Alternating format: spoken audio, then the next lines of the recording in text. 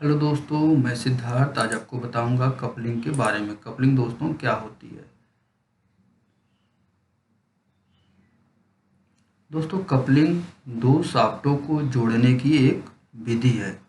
यहाँ पे देखिए दोस्तों, शाफ्ट वन और शाफ्ट टू, ये दोनों शाफ्ट अलग अलग हैं और इनको जोड़ने के लिए हमें कपलिंग की आवश्यकता पड़ती है। इस इन शाफ्टों को देखिए जोड़ा गया है किसके द्वारा? कपलिंग के द्वारा। इसको दोस्तों कहते हैं फ्लैंज, और यहाँ पे ये है फ्लैंज। ये हब के साथ जुड़ा रहता है और ये नट और बोल्ट के द्वारा इसको हम टाइट कर कर कपलिंग बना सकते हैं। कपलिंग की आवश्यकता दोस्तों क्यों पड़ी? दोस्तों कोई भी शाफ्ट की लंबाई जो होती है, स्टैंडर्ड लंबाई जो होती है 7 मीटर होती है। इससे ज़्यादा आप लंबी शाफ्ट नहीं बना सकते। अगर इससे ज़्यादा लंबी शाफ्ट बनाएंगे तो लंबा होने के कारण वह घुमाव गति देने में असफल हो सकती है और लचीला बन सकता है। दोस्तों शाफ्ट यहाँ पे दो तरह के मैंने दिखाया है। पहला है सॉलिड शाफ्ट और दूसरा है हॉलो शाफ्ट। इन दोनों शाफ्टों का प्रयोग कपलिंग के द्वारा जोड़ा जा सकता है।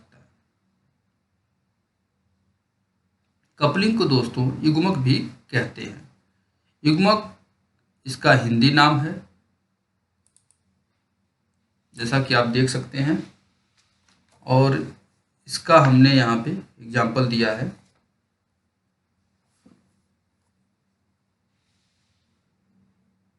युग्मक व्यवहारिक रूप से यह संभव नहीं है कि 10 मीटर से ज़्यादा लंबी शाफ्ट प्राप्त हो सके, तथा मशीन तथा अन्य युक्ति को शाफ्टों को एक साथ नहीं बना सकते। उन्हें कभी भी अलग करने की आवश्यकता पड़ सकती है, इसलिए हमें युग्मक की आवश्यकता पड़ती है। दोस्तों यहाँ पे परिभाषा लिखा, एक शाफ्ट युग्मक का प्रयोग एक शाफ्ट से दूसरी शाफ्ट पर घुमाव गति पारित करने के लिए होता है। दोस्तों टाइप ऑफ कपलिंग, कपलिंग कितने प्रकार की होती है? कपलिंग के प्रकार, कपलिंग दो प्रकार की होती है, दृढ़ कपलिंग और लचीली कपलिंग। दोस्तों शाफ्ट को जोड़ने की जो रेखा होती है, अगर एक लाइन में उसके संरेखी हैं, अगर दोनों शाफ्ट एक ही सीध में हैं तो हम दृढ़ कपलिंग का प्रयोग करते हैं। अगर दोनों शाफ्टों के बीच कोई एंगल बना है या ऊपर नीचे है, दोनों शाफ्ट की रेखाएं अगर एक संरेखी नहीं है, तो उसके लिए हमें लचीली कपलिंग का प्रयोग करना पड़ता है। अब दोस्तों हम बात करेंगे पहले दृढ़ कपलिंग के बारे में। दृढ़ कपलिंग क्या होता है? दृढ़ कपलिंग को भी तीन भागों में बांटा गया है, स्लिप या muff coupling, split muff coupling और फ्लैंज कपलिंग। ये तीनों कपलिंग दृढ़ कपलिंग के अंतर्गत आती हैं। अब बात करेंगे हम लचीली कपलिंग के बारे में। लचीली कपलिंग को भी तीन प्रकार में बांटा गया है, Bruce pin coupling, universal coupling और ओवरडम कपलिंग। अब हम बात करेंगे दृढ़ कपलिंग के बारे में। दृढ़ कपलिंग कैसे काम करेगा? पहला है split muff coupling. Split muff coupling में क्या होता है दोस्तों? स्प्लिट का मतलब होता है अलग। यह यहाँ से आधे बीच में से कटा होता है। इसको नट बोल्ट के द्वारा हम टाइट करते हैं और शाफ्ट वन और शाफ्ट टू को हम यहाँ पे इसके अंतर्गत लगा के इसको जोड़ देते हैं, और इसी को हम कहते हैं कपलिंग। कपलिंग का मतलब होता है जोड़ना। जोड़ने का मतलब दो अलग अलग शाफ्टों को एक साथ जोड़ना कपलिंग कहलाता है। ये एक दृढ़ कपलिंग के अंतर्गत ही आता है, क्योंकि इसकी जो इसका जो दोनों शाफ्टों की रेखा है एक सीध में है। दोस्तों देखिए, ड्राइविंग शाफ्ट की वे इसमें एक की लगाकर, कुंजी लगाकर इसको घूमने से रोकते हैं। हब और शाफ्ट को आपस में सापेक्ष गति होने से ये कुंजी रोकती है, लॉक बनाती है। नेक्स्ट है दोस्तों फ्लैंज कपलिंग। फ्लैंज कपलिंग भी दृढ़ कपलिंग के अंतर्गत ही आएगा। क्यों फ्लैंज कपलिंग के अंतर्गत क्यों आएगा? क्योंकि इसकी जो रेखा है दोनों शाफ्टों को जोड़ने की एक सीध में है। दोस्तों फ्लैंज कपलिंग इसको क्यों कहते हैं? क्योंकि इसको फ्लैंज के द्वारा जोड़ा जाता है। फ्लैंज के द्वारा जोड़ने के कारण ही इसका नाम फ्लैंज कपलिंग पड़ता है। दोनों शाफ्टों को लगाकर की के द्वारा, नट बोल्ट के द्वारा हम टाइट कर देते हैं।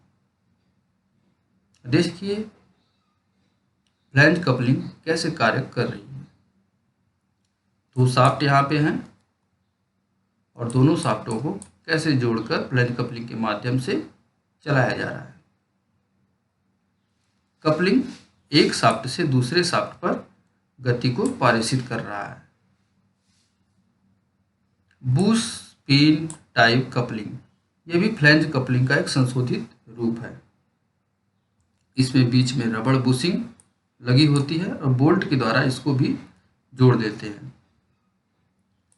चालक शाफ्ट और चलित शाफ्ट के लिए यहाँ पे होल बने होते हैं। अब बात करेंगे हम लचीली कपलिंग का। दोस्तों लचीली कपलिंग का प्रयोग क्यों करते हैं? लचीली कपलिंग का प्रयोग तब करेंगे दोस्तों जब एक शाफ्ट दूसरे शाफ्ट से किसी एंगल पे हो, उन दोनों की जो रेखाएं हैं वो एक रेखा में न हो। यहाँ पे दोस्तों देखिए इसको बेल्ट के द्वारा लचीली कपलिंग को बनाया गया है। अक्सर ऐसा आप प्रयोग गांव में देखेंगे। दोस्तों नेक्स्ट फिगर में है, देखिए रबड़ के द्वारा दो शाफ्टों को जोड़ा गया है। अगर इसमें कोई ऊपर नीचे या किसी एंगल में शाफ्ट जाते हैं तब भी इस शाफ्ट पर, इस कपलिंग पर कोई असर नहीं पड़ेगा और कार्य हमारा सफल होगा। दोस्तों ये देखिए ओहडम कपलिंग, ओहडम कपलिंग भी लचीली कपलिंग के अंतर्गत ही आता है, क्योंकि इसमें भी दोनों शाफ्टों की क्रिया रेखा एक सीध में नहीं होती हैं। ये ऊपर नीचे गति करती हैं। देखिए कैसे ओहडम कपलिंग में ये कार्य कर रही है।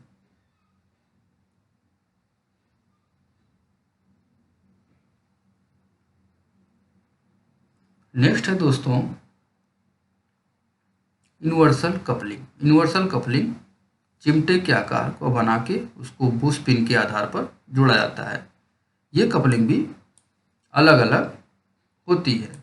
आप देख सकते हैं किसी एंगल पे है, ये एक सीध में ना होकर किसी एंगल में होते हैं, इसलिए यहाँ पे यूनिवर्सल कपलिंग का प्रयोग करते हैं। अक्सर यूनिवर्सल कपलिंग का प्रयोग मोटर गाड़ियों में होता है। दोस्तों कपलिंग क्लच दोनों ही युक्ति दो शाफ्टों को जोड़ने के लिए बनाई जाती है, परंतु क्लच जो होता है वो चलती हुई अवस्था में ही शाफ्ट को जोड़ा जा सकता है और अलग किया जा सकता है, परंतु कपलिंग को स्थिर अवस्था में ही जोड़ा जाता है और स्थिर अवस्था में ही अलग किया जा सकता है। क्लच का प्रयोग मोटर गाड़ियों में आपने देखा होगा।